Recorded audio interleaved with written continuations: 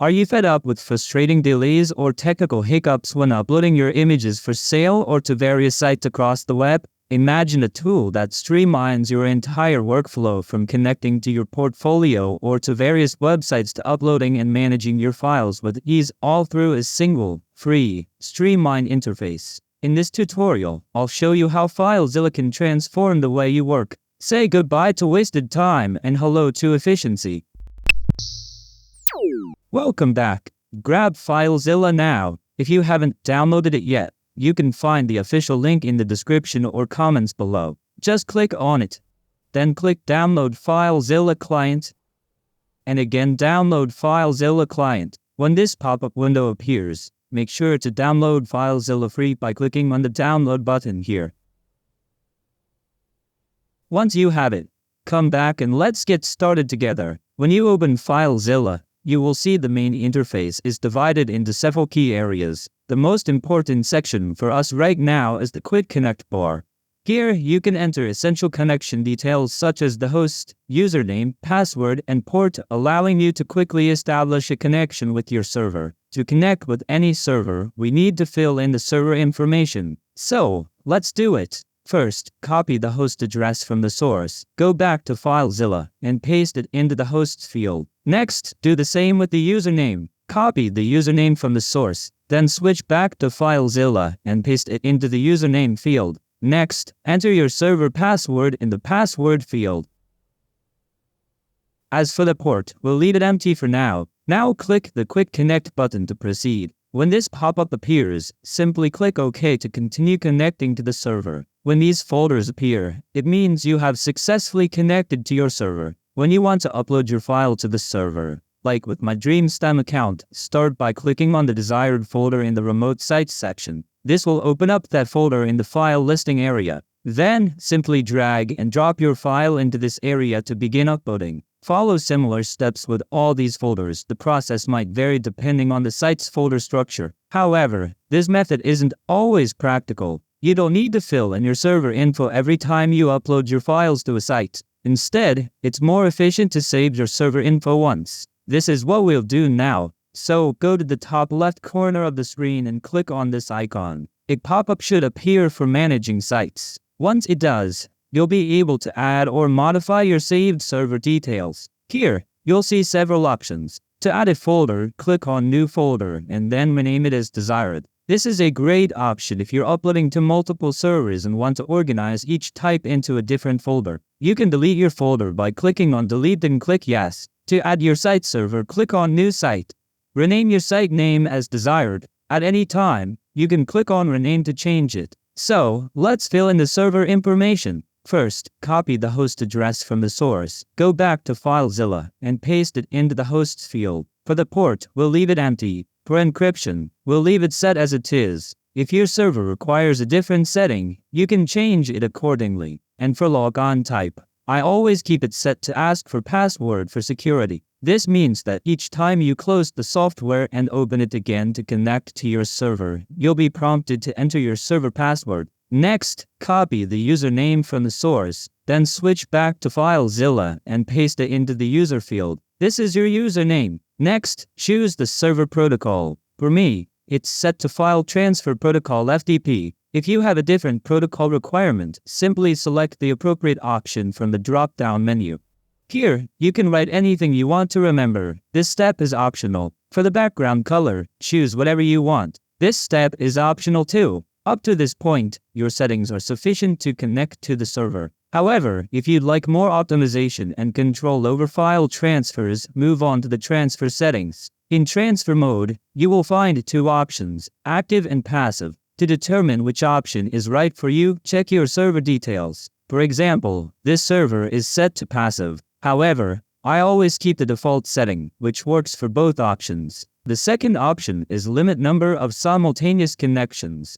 This setting allows you to choose how many files will begin uploading at the same time. If you don't enable this option, FileZilla will default to uploading 2 files simultaneously. Next, once you've configured all the settings, click OK or the Connect button to save your changes and establish the connection. You can now see that it's connected. If you'd like to change or remove the background color, navigate to the Site Manager and set it to None. After that, click OK or Connect button to save the changes and create the connection. Now, let's quickly add a new server by navigating to the Site Manager once again. Click on New Site. Rename your site as desired.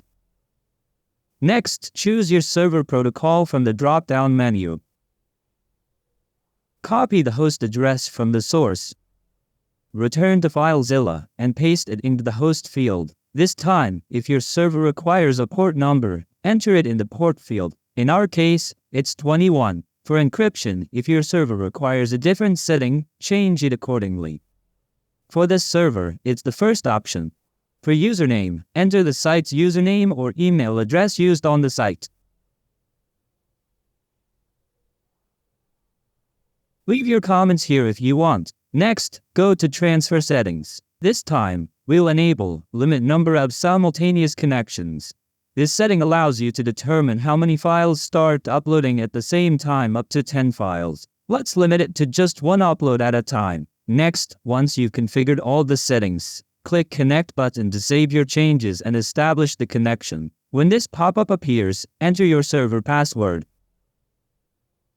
Then click on OK to continue connecting to the server. When this pop-up appears, if you disable these options, you'll be prompted every time you connect to the server. Therefore, keep it enabled or disabled. Then click OK to continue connecting to the server. When these folders appear, it means you have successfully connected to your server. To upload your files, navigate to the Files folder. Then select the files and drag and drop them into this area to begin the upload process. This pop-up appeared for me because I already have the same image uploaded on the site. If you want to replace the existing image, choose either Overwrite or Overwrite if source is newer. Alternatively, select the first rename option to let the software automatically rename the file, then click OK to begin the upload process. It is beginning to upload it. We can add our images to start uploading them to another site by selecting the site and following similar steps. It is beginning to upload now, but why is one image uploading here and another one over there?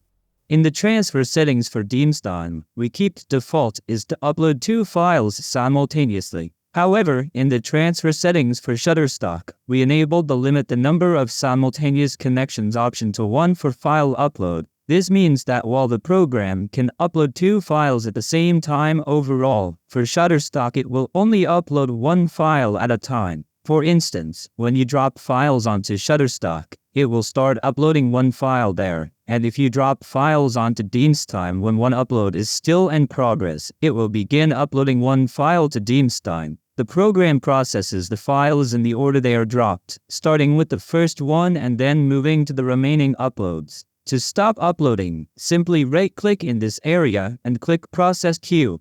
To remove specific files, select right-click and then click on Remove Selected. To start uploading again, repeat the same steps. Right-click in this area and select Process Queue to resume uploading. This pop-up appeared for me because I already have the same image uploaded on the site. If you want to replace the existing image, choose Overwrite. Alternatively, select the second rename option to manually rename the file. If you want this action to be repeated automatically, check Always use this action, then click OK. Finally, enter your new file name and click OK to begin the upload process. It is beginning to upload with the new name. You can add more files to Shutterstock.